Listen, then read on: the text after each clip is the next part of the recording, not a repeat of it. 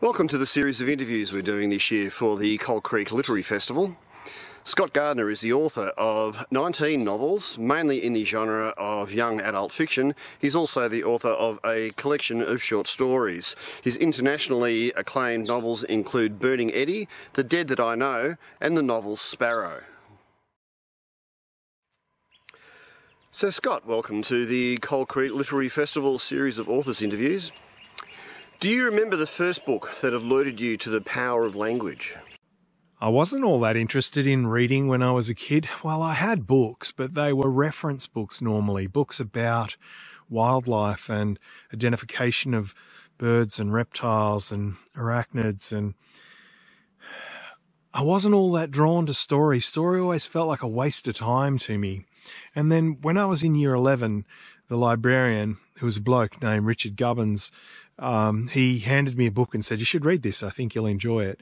And he'd actually seen me for who I was. I mean, we'd spoken a lot, and he was a good bloke, and I respected his decisions, but it wasn't until I opened that book that I realized that this guy knew me. He gave me the book called My Side of the Mountain by Jean Craighead George. It's essentially a story about a kid who walks away from home. He doesn't run away from home.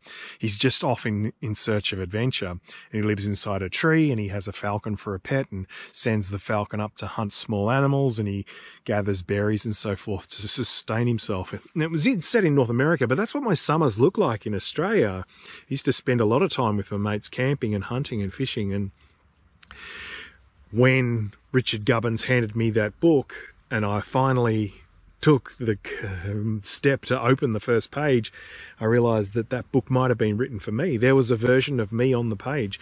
I think that's probably the first step in getting addicted to story. It's this notion that you can identify with the character on the page.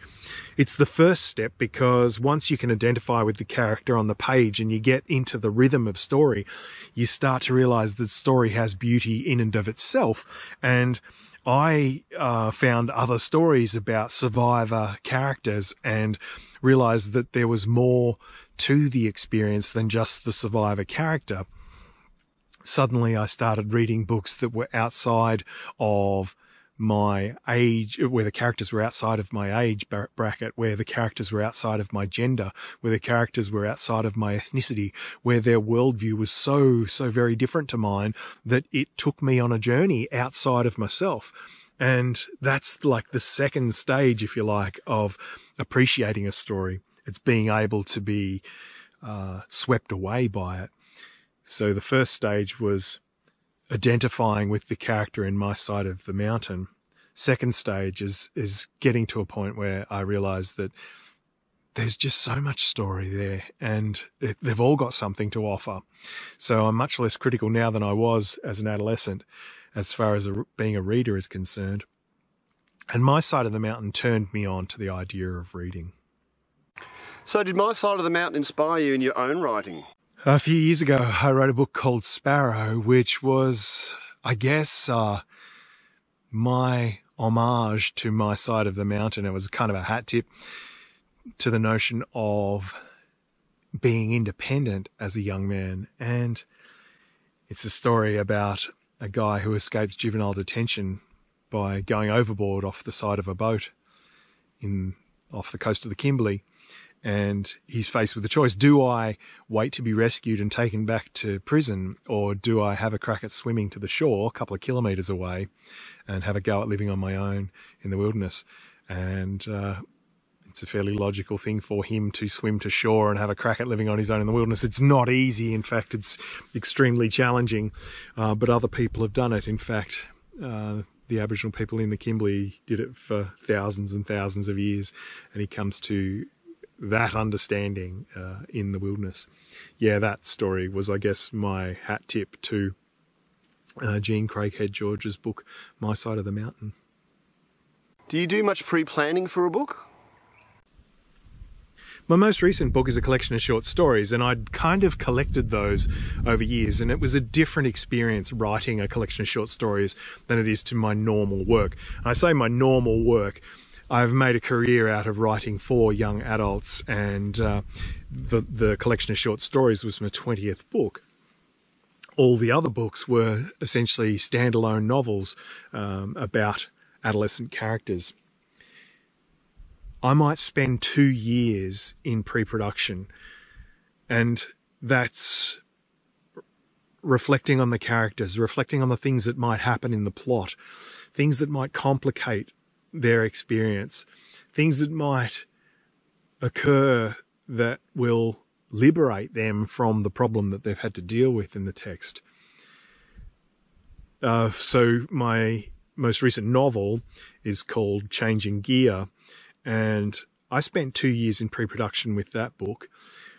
I wrote about 40,000 words that'll never see the light of day, where I was looking at the backstories of the characters and the sorts of things that have influenced them along the way and turned them into the people that they are today.